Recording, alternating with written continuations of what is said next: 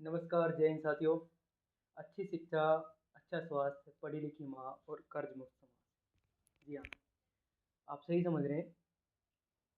वैसे तो ये लाइन सभी के लिए, सभी समाज के लिए और ऑलमोस्ट आज के समय में, आज के दौर में हर कहीं ये चीज़ वैलिड है, वाजिब है, जिस पर चर्चा होनी चाहिए और बात करनी चाहिए। लेकिन आज मौका कुछ विशेष बन जाता है क्योंकि आज स्वर्गीय कर्नल किरोड़ी सिंह बैंसला की चतुर्थ पुण्यतिथि है। तो इस अवसर पर सारा समाज उन्हें भावभीनी श्रद्धांजलि प्रस्तुत कर रहा है, क्योंकि कुछ लोग अपना जीवन इस तरीके से इस कदर जी के जाते हैं, अपना रोल इस कदर निभा के जाते हैं कि जाने के बाद भी उनकी क्षति की जो पूर्ति होती है वो तो कोई कर ही नहीं सकता है। लेकिन उसके साथ जो वो समाज को दे के गए हैं, जो वो चीज़ें अपने जीवन में जी के गए हैं, जो उनकी जिंदा दिली की मिसाल मिसाल जो रहती है, वो उनके जीते जी भी और उनके यहाँ से जाने के बाद भी उनकी शिक्षाएं, उनका व्यवहार, उनका कार्य, उनकी जो शैली है वो हमेशा हम सबको प्रेरणा देती है और सबको आगे बढ़ने के लिए एक शक्ति का कार्य करती है। तो आज हम सब किसी न किसी रूप में कर्नल साहब को याद कर रहे हैं। उनकी शिक्षा, उनकी शिक्षाओं को अब किस तरीके से रियल में अप्लाई किया जाए, रील से हट के थोड़ा रियल में जिया जाए, उस चीज़ पर अगर बातें होंगी, उस चीज़ पर अगर काम होगा, तो कर्नल साहब को वो सच्ची श्रद्धांजलि होगी। और वो सही मायने में भी यही चाहते थे कि हर हर तबके का बच्चा बच्ची, सबसे पहले तो बच्चा बच्ची में कोई भेद ही नहीं होना चाहिए। उनका इस चीज़ पर हमेशा से जोर रहा कि बच्चे बच्ची को समान रूप से, समान अधिकारों के साथ, समान सुविधाओं के साथ सारी आवश्यकताओं की पूर्ति हो। उनके स्वास्थ्य की, उनकी शिक्षा की, सब पे काम किया जाए। नंबर दूसरा, हर बच्चा, हर बच्ची, हर निचले तबके का इंसान जो भी समस्याएं फेस कर रहा है, या फिर बहुत सारी समस्याएं होती हैं, आप सब समझते हैं कि ज़मीनी स्तर पर हमको किन किन चीज़ों से गुजरना पड़ता है। तो वो यही चाहते थे कि भाई हर बच्चा बच्ची वहाँ तक पहुँचे, उन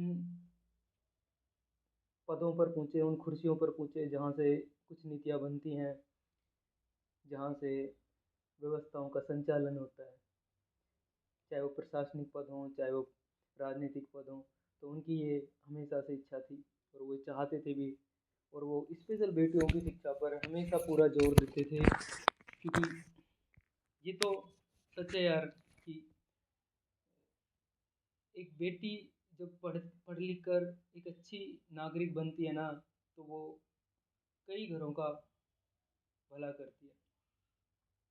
ठीक है, बाकी सब चीज़ें अपनी अपनी जगह हैं, अब इसमें आपके कई एक्सक्यूज़ हो सकते हैं, लेकिन सच में सच है ये बात।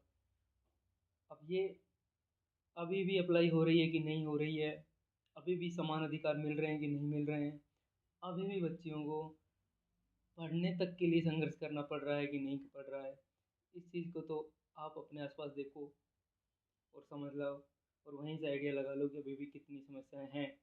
अगर हैं, अगर नहीं है तो बहुत अच्छी बात है। और सच्ची में ये मुद्दा होना भी नहीं चाहिए कि बच्ची क्या पहनेगी, क्या खाएगी, क्या पढ़ेगी। भाई बच्चा हो, बच्ची हो, सबकी स्वतंत्रता है अपनी आज़ादी के हिसाब से, अपनी सेफ्टी के हिसाब से, अपनी खुशी के हिसाब से उसे जो सही लगता है वो करना चाहिए। इसमें बच्चे और बच्ची का कोई रोल ही नहीं है। बाकी सब मुद्दे उसके बाद आते हैं भाई। पहले हमें अपनी सोच को क्लियर रखना पड़ेगा, अपनी समझ को, अपनी नीयत को शुद्ध रखना पड़ेगा, उसके बाद बाकी सारी चीज़ें काम करती हैं। एकमात्र किसी के पहनावे को, किसी के परिवेश को, किसी की जॉब को ही एकमात्र दोष देकर हम अपना पल्ला नहीं झाड़ सकते हैं। पहले हम खुद को, हमको भी तो देखना पड़ेगा ना अपने अंदर झाँक के कि हमारी नीयत कैसी है, हम कैसे देखते हैं एक बच्चे को, एक बच्ची को। तो अपने आप से चीज़ें क्लियर हो सकती हैं। अब ये बात हम यहाँ पर क्यों कर रहे हैं, इसके पीछे का लॉजिक यही है कि अभी भी समस्याएं हैं ज़मीनी स्तर पर। जो आज बड़े बड़े आयोजन करेंगे, बड़ी बड़ी स्टेटस लगेंगे, रील बनेंगी, अगर उनका भी एनालिसिस किया जाए तो सच्चाई शायद कुछ और निकल के आएगी। ठीक है, जो मर्जी, जिसको जो करना है करे, लेकिन आप हम जो भी कर सकते हैं, जहाँ भी हैं, जैसी भी परिस्थितियों में हैं, उस वक्त हम क्या कुछ कर सकते हैं, उन चीज़ों पे ध्यान देना चाहिए। महिलाओं की शिक्षा हो गई, बच्चियों की सेफ्टी हो गई, बच्चियों को उनका पूरा अधिकार हो गया, वो पूरा प्रदान कीजिए।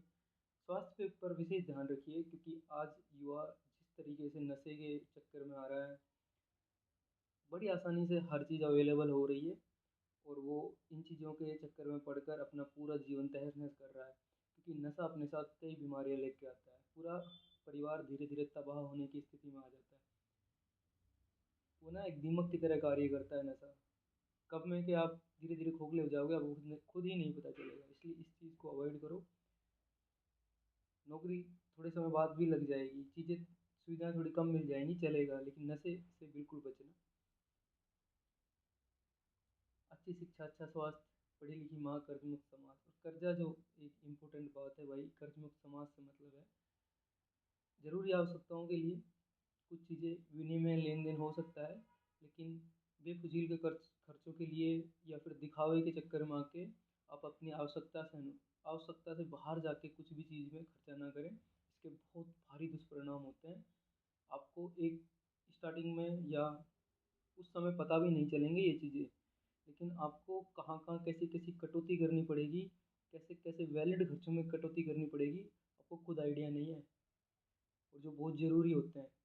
आप बच्चियों को उनकी पढ़ाई के लिए सेक्रीफाइस कराते रहेंगे हर वक्त, उनकी पढ़ाई में, उनकी पढ़ाई की सुविधाओं में, उनको घर से बाहर निकालने में, इन चीज़ों में हमेशा कटौती करते रहेंगे। लेकिन आपको दहेज देना है, आपको शान शौकत दिखानी है, समाज में नाम रुतबा बनाना बेवजह का, उसके लिए आप बड़ा धन इकट्ठा कर रहे हैं। तो भाई इन चीज़ों पर ज़रूर ध्यान दो। बहुत बहुत छोटी छोटी मोटी मोटी बातें हैं।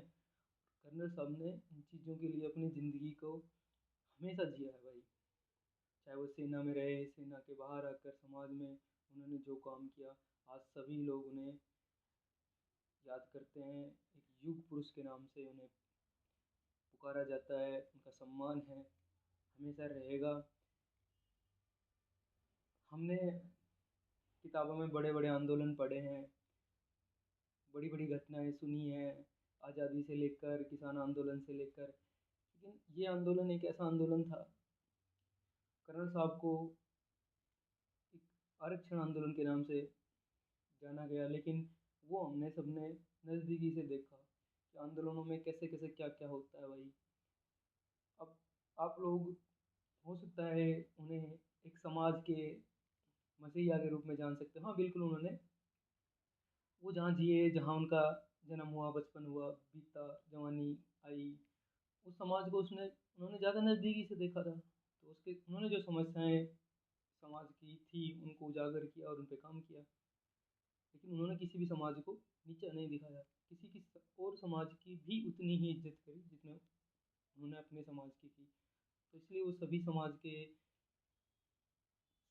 एक तरीके से, अगर हम उन्हें सामाजिक प्रेरणाता के रूप में जाने तो उसमें कोई बुराई नहीं है, क्योंकि उन्होंने सामाजिक मुद्दों को, सामाजिक बुराइयों को और आज की ज़रूरतों के हिसाब से चीज़ों को उठाया था, और वो सब उनके जीवन के, उनकी व्यक्तित्व में झलकती हैं।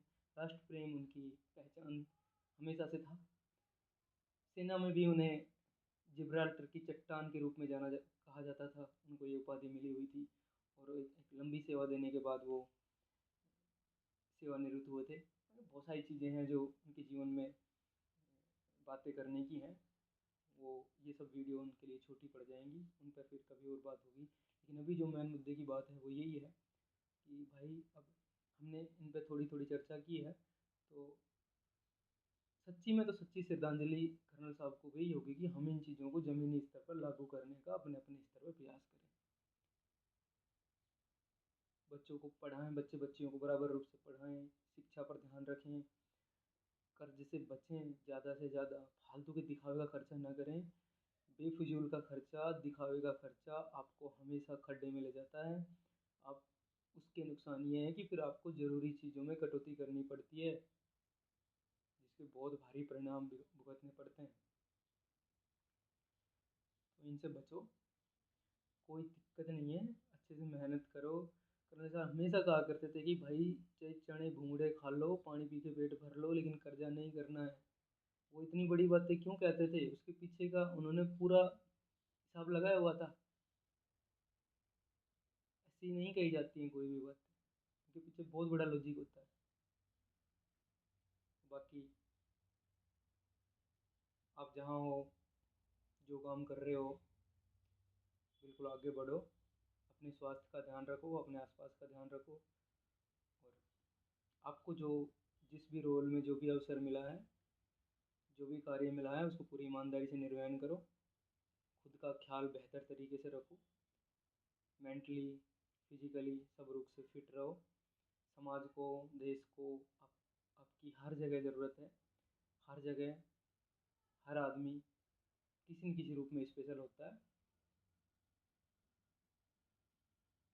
तो आप भी स्पेशल हैं, बस अपना कार्य ईमानदारी से निर्वहन करते रहिए, आगे बढ़ते रहिए। बहुत सारी चीज़ें आएंगी, बहुत सारे अप्स डाउन आएंगे, लेकिन ये सब लाइफ का पार्ट है भाई। बाकी कोई भी चीज़ कागज़ों से निकल के, स्टेटस से बाहर निकल के, रील की लाइफ से निकल के जब रियल में आती है, ज़मीनी स्तर पर आती है, तब वो कितना काम कर रही है, ये चीज़ बहुत इंपॉर्टेंट होती है। तो इसी चीज़ पे काम करते रहो, और इसी तरीके से हम किसी न किसी रूप में एक महान आदमी को, एक महान आत्मा को श्रद्धांजलि दे सकते हैं। बाकी खुश रहो, आगे बढ़ते रहो।